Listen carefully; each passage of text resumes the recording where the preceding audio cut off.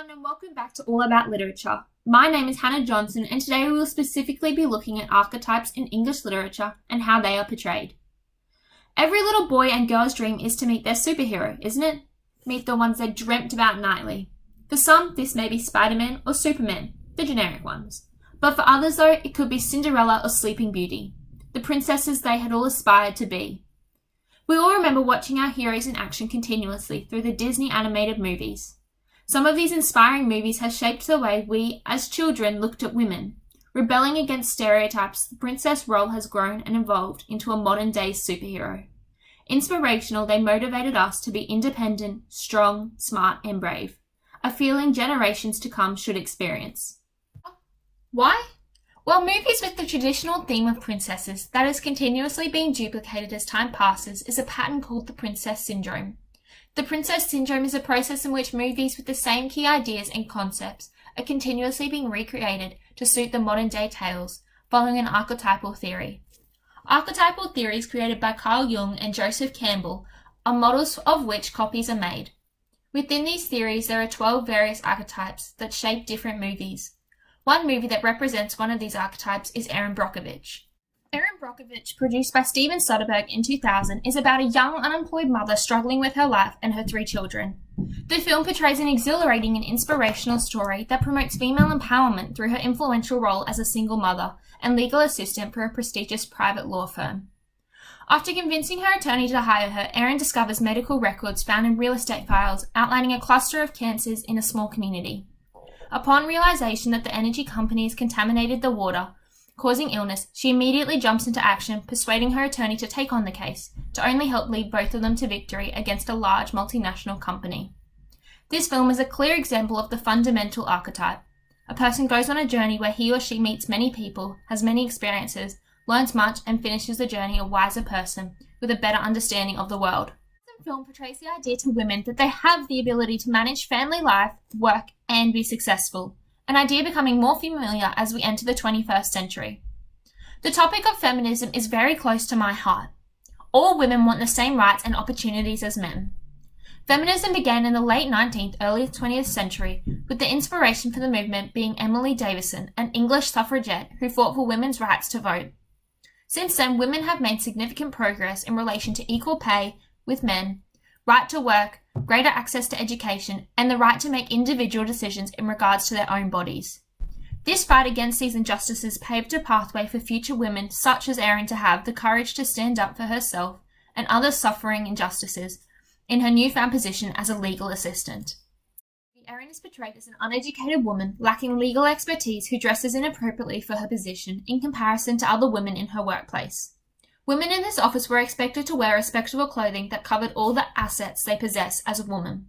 Instead, Erin ignored the stereotype and wore clothes that promoted her features, particularly her cleavage, and reflected her style and personality. This instantly made her co-workers feel uncomfortable around her. Mr. Masry said to Erin, "I think a few of the girls are a little uncomfortable because of what you wear," to which she replied, "Well, I think I look nice, and as long as I have one ass instead of 2, I'll wear what I like, if that's alright with you."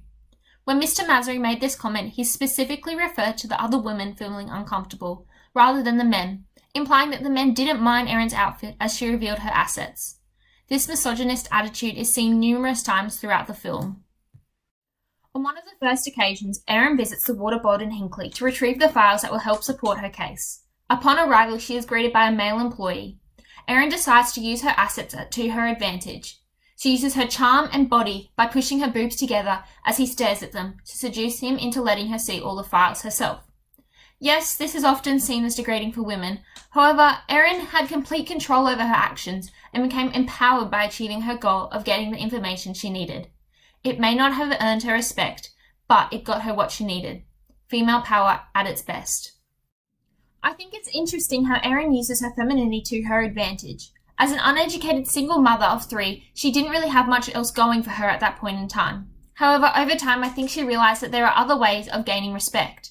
For example, in the beginning of the movie when Erin went to investigate at the water board and was gone for days, Mr. Masry assumed that she was off having fun because she was a woman who did not fit the mold that he was used to. Over time, though, he built up respect for Erin and trusted her in her work. She greatly appreciated it, as previously she had very few occasions to feel respected for her professional work. She said, "All I have ever done is bend my life around to whatever men decided they need. Well, not now." The newfound sense of confidence she received from feeling respected by male colleagues allowed Erin to blossom and strive even harder to succeed at her job. Yet, even with this newfound respect, Erin still had many hurdles to conquer. One of the major ones being that men were still seen as superior to women. In the final scene of Ms. N is seen, where only Mr. Masry's face is on the cover of a prestigious law magazine with no mention of Erin. This again supports the idea back in 2000 that men's professional roles were more important than women's. However, over time I believe that this has changed. For example, one of the highest paid people in the world is a woman, Kylie Jenner. If women like Erin didn't achieve these things they did, I highly doubt some of the women today would have been able to accomplish what they have. Throughout the movie, many film techniques were also used to help promote these ideas. Soderbergh used various camera angles to capture the emotion in a scene. For example, when displaying one of the victims from the contaminated energy plant, a 10-year-old little girl named Annabelle, they zoomed in close up to heighten tension and sympathy for the little girl and her family. This influences the audience to feel remorse and sadness for the family, and therefore support them. Soderbergh also uses non-diegetic sound throughout the movie to change the tone to suit the scene of the film. This adds emphasis on scenes where needed. Erin Brockovich portrays an exhilarating and inspirational story that promotes female empowerment. Erin's unconventional yet highly influential role inspires girls to bravely ignore society's perceived barriers. The film follows the traditional structure of a fundamental archetype throughout and is an accurate representation of the archetypal theory. Erin Brockovich is indeed a modern-day superhero princess who broke free from the shackles of male expectations to powerfully determine her own destiny. Thank you for tuning in to today's episode, and I hope to see you all back next week.